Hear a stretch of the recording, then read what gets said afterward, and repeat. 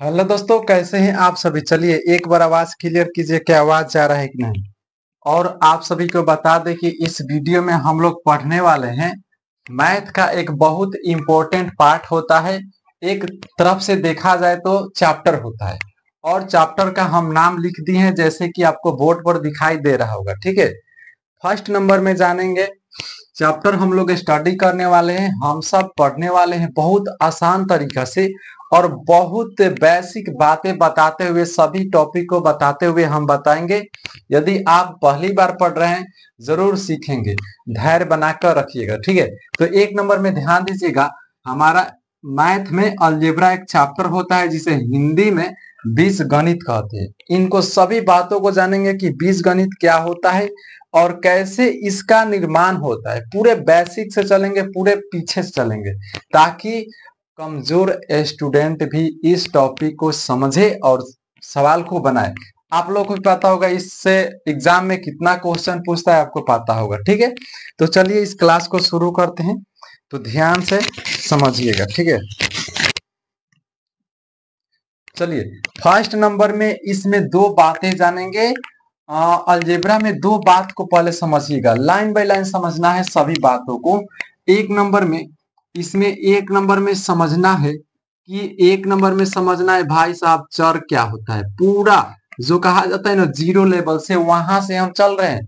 आप इससे नीचा नहीं जा सकते हैं। ठीक है, आप इससे नीचा नहीं जा सकते। चर, चर क्या होता है इंग्लिश में इसे कहते हैं वेरिएबल। और आप ध्यान से सभी बातों को समझिएगा और हम समझाने का प्रयास करेंगे। एक नंबर में जानेंगे चर क्या होता है और दूसरा नंबर में जानेंगे अचर क्या होता है। इस दोनों बात को समझिए पूरे बेसिक से। CONS कांस्टेंट कहा जाता है अचर को। क्या कहा जाता है? कांस्टेंट। दो नंबर में अचर को जानेंगे। आप लोग बताइए कि बीजीय व्यंजक में दो चीजें आती है, चर एक होती है चर, इसके अलावा कुछ होता है क्या? नहीं होता है। अब क्या होता है चर, उसको जानेंगे। देखिए, आप ABCD के अक्षर को जानते होंगे। ABCD के अक्षर A से लेकर Z तक, चाहे स्मॉल हो या बिग हो, कुछ भी हो, PQRS हो, XYZ हो, जितने भी चीजें आप लोग देखते हैं ना, उसी को चर कहते हैं। क्या कहते हैं? चर कहते हैं। मतलब कि चर जो होता है आपका x के रूप में हो सकता है, y के रूप में हो सकता है, z के रूप में हो सकता है, p के रूप में हो सकता है, q के रूप में हो सकता है, r के रूप में हो सकता है, s के रूप में हो सकता है, t के रूप में हो सकता है। मतलब कि देखा जाए तो a से लेकर z तक, a से लेकर z तक सभी को चर कहते हैं। और चर हमेशा कहीं ना कहीं देखा जाए तो बदलता रहता है। देखिए बदलता रहता है, कहीं ना कहीं चर देखा जाए तो बदलता रहता है। और चर का परिभाषा, जिसका मान बदलता रहता है उसे चर कहते हैं। चर कभी भी फिक्स नहीं होता है, चर कभी भी फिक्स नहीं रहता है। ये रहा चर के बारे में। अब हम बात करें अचर क्या होता है। अचर भाई साहब फिक्स होता है। जैसे में कोई संख्या यहाँ पर हम लिखे 5, तो ये 5 ही कहलाएगा, ना कि 8 कहलाएगा। अचर फिक्स रहता है, वह मान जो नहीं बदलता है वह अचर कहलाता है। अब आप लोग जो गिनती के संख्या को देख रहे हैं, इन सभी को हम लोग क्या कहते हैं भाई साहब? अचर कहते हैं। क्या कहते हैं? अचर कहते हैं। मतलब जहां अचर दिखेगा वह नहीं बदलेगा, जहां अचर दिखेगा वह कभी नहीं बदलेगा। तो जिसका मान नहीं बदलता है उसे अचर कहते हैं। तो अचर आपका फिक्स रहता है। अचर आपका अचर आपका फिक्स रहता है और अचर फिक्स नहीं रहता है, ये बदलता रहता है। अब कहेंगे सर चर कैसे बदल जाता है और अचर कैसे फिक्स होता है, इस बात को भी आप लोग बता दीजिए। बता दें, चलिए उस बात को बताते हैं। एक नंबर में देखा जाए, मान लीजिए हम यहाँ पर ले लिए 3x+5, 3x+5 लिए हैं। बहुत आसान है। इसको समझने से पहले एक और बात समझिए, एक और बात समझिएगा कि जब हम चर और अचर को मिला देंगे, जब हम चर और अचर को मिला देंगे तो हमें क्या प्राप्त होगा? एनीबॉडी? आप लोग जानते होंगे कि जब चर को अचर में मिलाते हैं, जोड़ते हैं, तो हमें क्या प्राप्त होता है। तो भाई साहब मान लीजिए कोई चर हम x ले लिए, इसके सामने प्लस दिए, और चर कोई संख्या 5 ले लिए, जो x प्लस 5 जो आया है इसको क्या कहेंगे, x प्लस 5 जो आया है उसको क्या कहेंगे। क्या आपको पता है यहाँ से कितना अच्छी बात निकला कि जब चर और अचर को हम जोड़ते हैं तो हमें क्या प्राप्त होता है। तो भाई साहब एक प्रकार से देखा जाए तो बीजीय व्यंजक प्राप्त होता है, और बीजीय व्यंजक प्राप्त होता है। आप कहेंगे सर बीजीय व्यंजक अलजेब्रिक एक्सप्रेशन इंग्लिश में कहा जाता है, अलजेब्रिक एक्सप्रेशन इंग्लिश में कहा जाता है। मतलब एक प्रकार से देखा जाए तो ये आपका रैखिक बहुपद है, एक प्रकार से देखा जाए तो ये आपका रैखिक बहुपद है। अब रैखिक बहुपद क्या है, अब रैखिक बहुपद क्या होता है, तो वह बहुपद जिसका घात 1 होता है, वह बहुपद जिसका घात 1 होता है, आप लोग 9th 10th में पढ़े होंगे, जिसका घात 1 होता है रैखिक बहुपद कहलाता है, जिसका घात 2 होता है द्विघात बहुपद कहलाता है। तो क्या आप चर और अचर को जोड़ने से क्या प्राप्त हो रहा है आप समझ गए, यह समझ गए, क्या प्राप्त होता है, बीजीय व्यंजक प्राप्त होता है। अब यहां से हम आगे की तरफ बढ़ते हैं, अब यहां से हम आगे की तरफ बढ़ते हैं। अब ध्यान दीजिएगा, आप बताइए कि x plus Y P Q R plus S X plus Z 5 plus X X square minus 9 T square minus 1, ये जितने हम एक चीज से जो भी चीजें लिखे हैं इन सभी को बीजीय व्यंजक कहते हैं।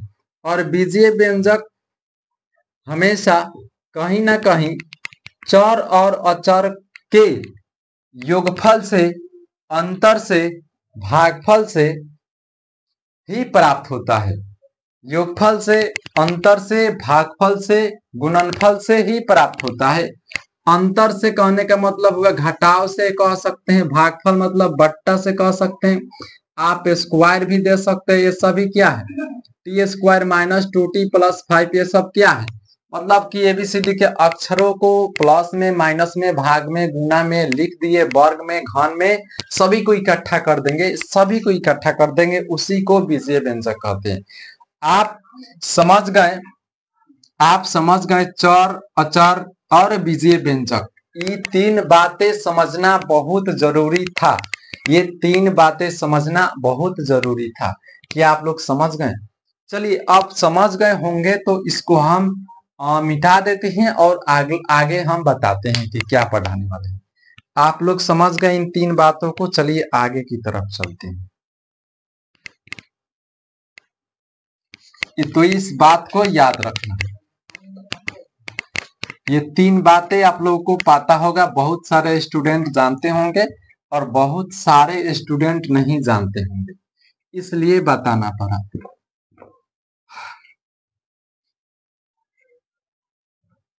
चलिए इसके बाद थोड़ा सा ध्यान दीजिएगा, थोड़ा सा ध्यान दीजिएगा। अब इसके बाद देखा जाए, मान लीजिए हम x प्लस 5 लिखे, x प्लस 5 लिखे, तो आप बताइए x प्लस जो 5 लिखे हैं आप रैखिक बहुपद इसको कह सकते हैं। ये तो केवल अब जब इसके बराबर में हम 0 लगा देंगे तो ये आपका समीकरण बन गया।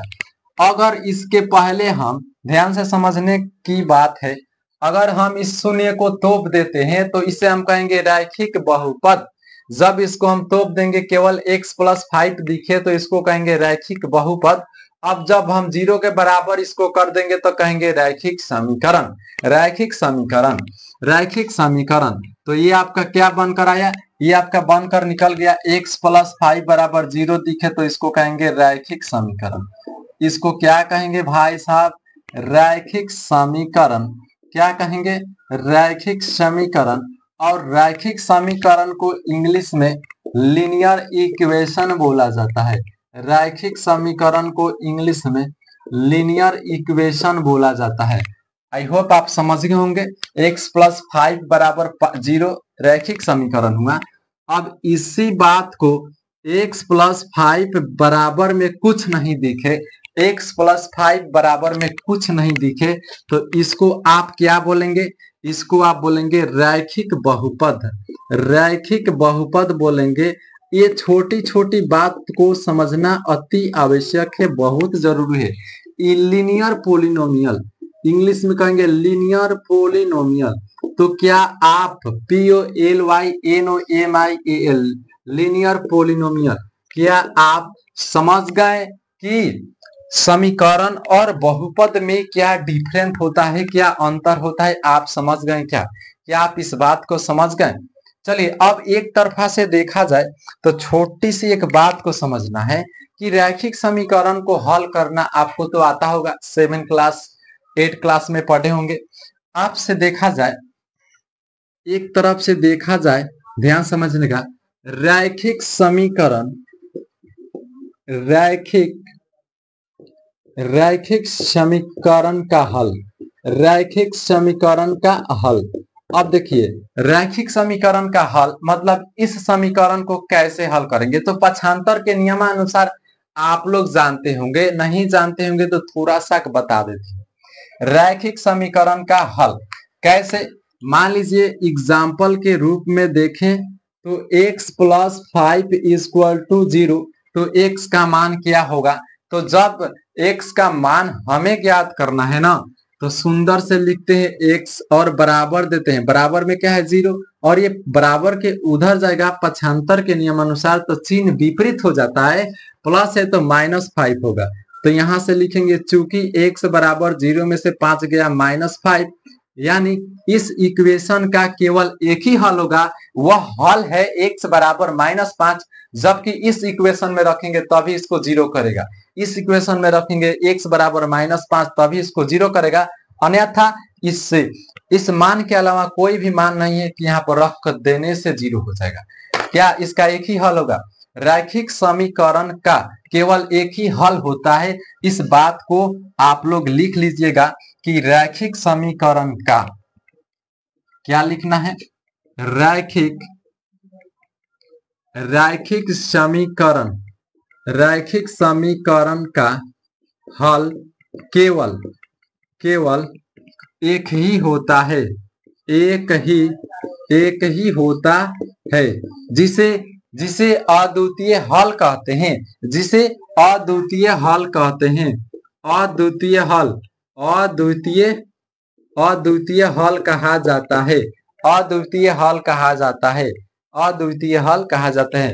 ओनली वन सोल्यूशन, इंग्लिश में only ONLY, only one solution, SOLUTION। तो क्या आप लोग रैखिक समीकरण का हम हल पूछे तो केवल एक ही हल होता है, केवल उसका एक ही रूट्स होता है, मूल होता है। रूट्स क्या होता है? बहुत अच्छा, रूट्स क्या होता है? रूट्स ROOTS, रूट्स मतलब होता है हल। हल वह मान जिससे x का वह मान जिसे उस समीकरण में रखने पर उस समीकरण को 0 के बराबर कर दे, वही तो रूट्स कहलाता है, वही तो आपका हल कहलाता है। तो आप लोग समझ गए रैखिक समीकरण के बारे में? क्या आप लोग समझ गए रैखिक समीकरण के बारे में? बता दीजिए। यदि समझ गए होंगे तो आगे की तरफ बढ़ते हैं, यदि समझ गए होंगे तो आगे की तरफ बढ़ते हैं।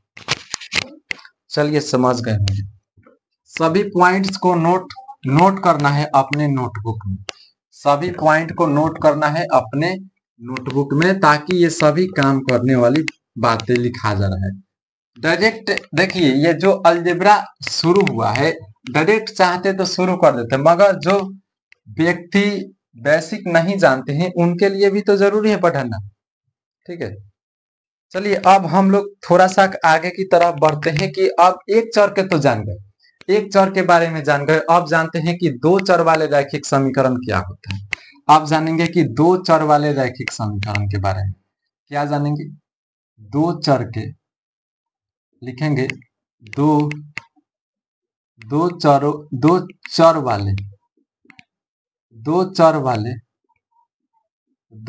वाले रैखिक समीकरण, ये क्या होता है? दो चर वाले रैखिक समीकरण क्या होता है? आपको पता है कि नहीं? बोलिए। यदि पता नहीं है तो समझिए, यहां से आपको जरूर समझ में आएगा, आपको जरूर समझ में आएगा। दो चर वाले रैखिक समीकरण, two two variable two variable linear equation, English में कहेंगे टू वेरिएबल लीनियर इक्वेशन, लिखेंगे टू वेरिएबल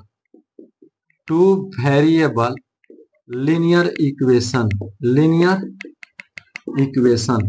तो इसको समझाते हैं और आप लोग थोड़ा सा समझने का प्रयास कीजिएगा, अपने माइंड को इकट्ठा रखिएगा, एक जगह फोकस कर कर रखिएगा।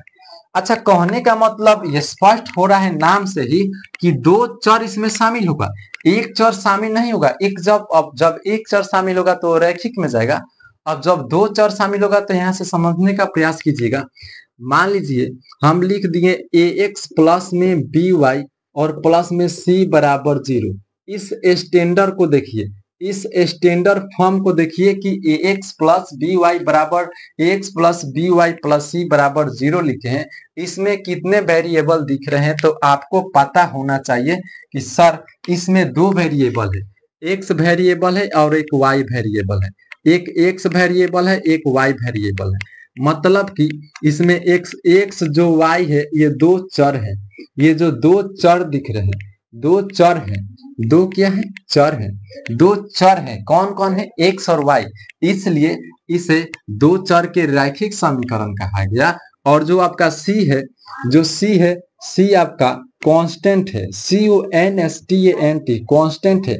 मतलब कि ये नियत रहेगा, नियत रहेगा, नियत मतलब नो चेंज, नहीं बदलेगा भाई साहब। यहाँ पर किसी गिनती की संख्या आएगा, एबीसी को देखा जाए तो वास्तविक संख्या है, एबीसी को मतलब वास्तविक संख्या है। प्लस में भी आएगा, माइनस में भी आएगा, रूट में भी आएगा, बिना रूट में भी आएगा, बाटा में भी आएगा, कुछ में भी आ सकता है। तो क्या आप दो चर के रैखिक समीकरण को समझ गए? दो चर के रैखिक समीकरण का एक एग्जाम्पल हमको दिखा दीजिए। चलिए एग्जाम्पल लिख लीजिए, 2x प्लस में 3y प्लस में 5 इज इक्वल टू 0। अब थोड़ा सा ध्यान दीजिएगा, यहां से आप बोलिए जो ये एक्स है और ये एक्स है, दो चर यहाँ पर मिला है, टू वेरिएबल है, टू वेरिएबल्स, इसलिए ना इसका नाम दिया गया टू वेरिएबल। यहां से देखिए ना, इसीलिए ना इसका नाम दिया गया टू वेरिएबल, इसीलिए इसका नाम दिया गया टू वेरिएबल। क्या आप लोग समझ गए? Linear equation and two variable, I hope आप लोग समझ गए होंगे। Linear equation in two variable समझ गए। चलिए छोटे छोटे पॉइंट को समझाते हुए चल रहे हैं ताकि आपको कहीं दिक्कत ना हो। चलिए अब इसके आगे की तरफ बढ़ते हैं।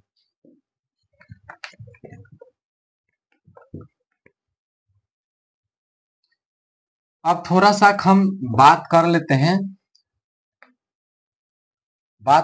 ध्यान समझने की बात है। अब थोड़ा सा हम बात कर लेते हैं कि कोऑर्डिनेट ज्योमेट्री के बारे में। कोऑर्डिनेट ज्योमेट्री क्या होता है, इसमें जानना जरूरी है भाई। कोऑर्डिनेट ज्योमेट्री क्या होता है? निर्देशांक ज्यामिति, निर्देशांक ज्यामिति के बारे में जानेंगे। निर्देशांक ज्यामिति के बारे में थोड़ा सा कुछ का हम, हालांकि यहाँ पर बताना जरूरी नहीं है, मगर थोड़ा सा समझ लीजिए, वो जरूरी है, जरूरी है। कैसे?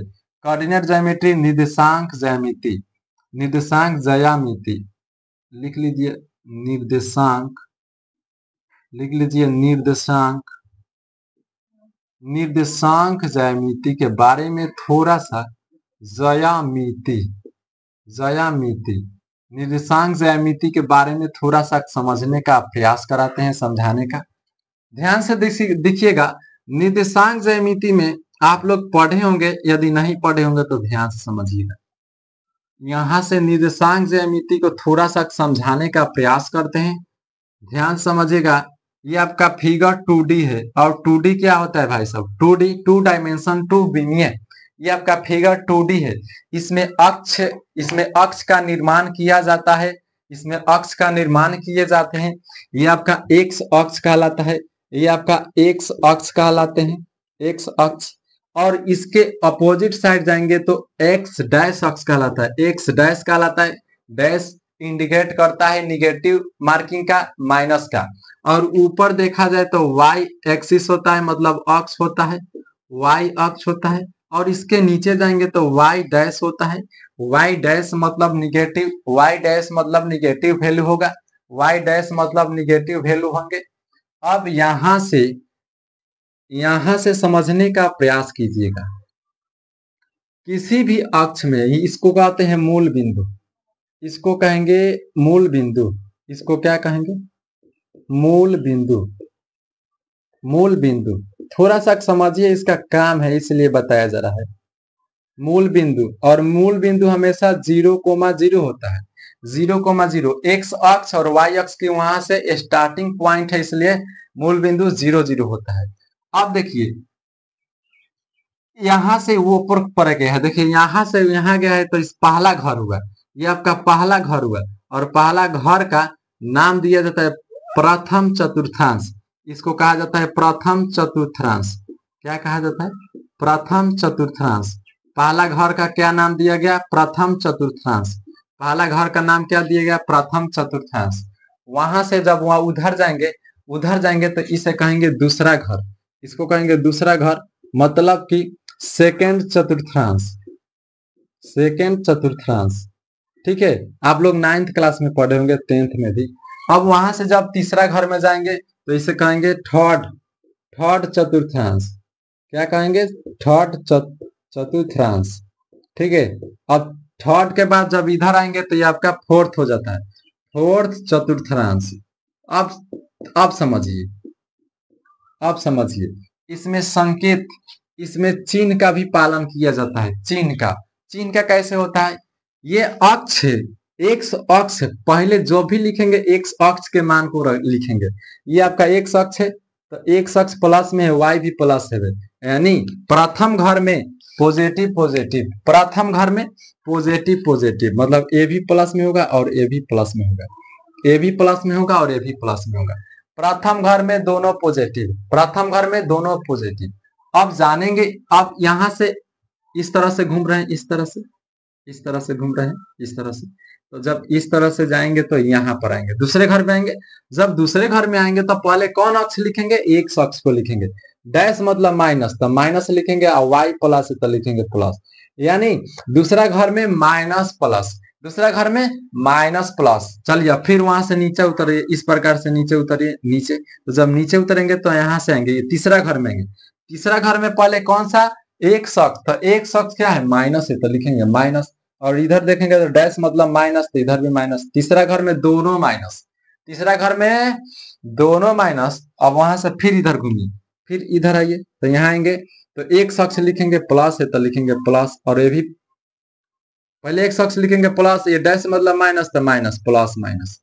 अब बताइए, क्या आप चतुर्थांश के कुछ तो बारे में समझे ना, कुछ तो जाने, बताइए कुछ जाने। अब समझने का प्रयास है, अब समझाने का प्रयास कर रहे हैं कि जो ये एक्स है ना, एक्स, ये एक्स अक्ष का हुआ, ये वाई का हुआ, ठीक है। ये आपका एक्स का हुआ, ये वाई का हुआ, ये आपका एक्स का हुआ, ये वाई का हुआ, ये आपका एक्स अक्ष का हुआ, वाई अक्ष का हुआ। इस बात को भी याद रखिएगा, ठीक है। तो क्या चतुर्थांश को समझे? क्या आप लोग चतुर्थांश को समझे? चलिए समझ गए होंगे भाई, चतुर्थांश के बारे में समझ गए होंगे। इंग्लिश में कोऑर्डिनेट ज्योमेट्री कहते हैं, इंग्लिश में कोऑर्डिनेट ज्योमेट्री कहते हैं। चलिए समझ गए होंगे कोऑर्डिनेट ज्योमेट्री। और दो बातें नोट में लिख लीजिएगा जो कि बहुत ही इंपॉर्टेंट है। दो बातें नोट में लिख लेना है आपको, दो बातें नोट में लिख लेना है आपको। नोट नंबर एक, एक्स अक्ष पर वाई, एक्स अक्ष पर वाई बराबर 0 होता है। लिखिएगा, एक्स एक्स अक्ष पर y इज इक्वल टू 0 होता है। समझाएंगे क्या होता है? 0 होता है। दूसरा नंबर नोट लिखना है, y अक्ष पर x इज इक्वल टू 0 होता है। इस दो बात को नोट में लिख लेना है। इसका मतलब यह हुआ, जो ये x अक्ष है ना, x अक्ष पर y 0 होता है। जो x अक्ष है, ये जो x अक्ष है, और y को देखा जाए, y का भी शुरुआत यहीं से होता है, तो इसलिए इसको 0 कहते हैं। उसी प्रकार y अक्ष पर x अक्ष भी 0 होता है, इसलिए इसका मूल बिंदु 0,0 कहा गया। और 0,0 मतलब x अक्ष का, y अक्ष का, दोनों का है। दोनों का है, इसलिए x का भी 0 y का भी 0, इसलिए x अक्ष पर y 0 और y अक्ष पर x 0। दो बातें समझ गए भाई साहब, बोलिए समझ गए होंगे। तो छोटा सा वीडियो था अलजेब्रा के बारे में, आप लोग का क्या समझे अपने राय कमेंट बॉक्स में दीजिएगा, और हम इसका पार्ट नंबर 2 फिर अगले वीडियो में लेकर आएंगे। चलिए आज के लिए इतना ही, बेस्ट ऑफ लक।